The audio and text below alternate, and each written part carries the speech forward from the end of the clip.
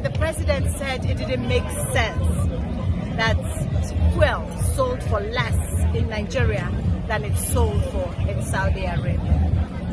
I agree with him completely. It doesn't make sense. It doesn't make sense that I do not have the same standard of living as Saudi Arabia. It does not make sense that I do not have the kind of hospitals that they have. It does not make sense that I do not have any school in my country that is government owned that can be equated to any school in Saudi Arabia. It does not make sense that the leaders of Saudi Arabia do not come to Nigeria for medical tourism. It does not make sense that the police in my country kills young people and harasses them instead of protecting them. It does not make sense that the water that runs from my tap is from borehole and not from government water supplies.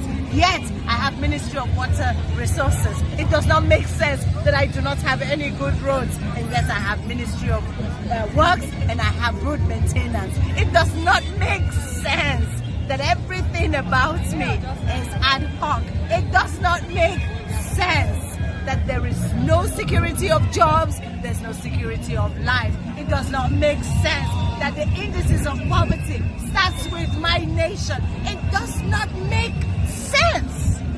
I agree with him that a lot does not make sense. And that's why we're here, because we want to make some sense.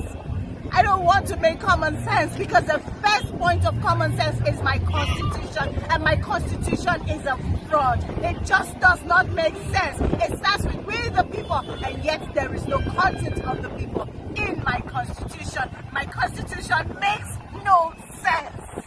It makes no sense that the people who vote and those who count are different. It makes no sense that I do not have any leadership. It makes no sense. That's why we're here. It makes no sense. The nation is in our hands, and we're trying to make sense out of this senselessness. Don't stay at home.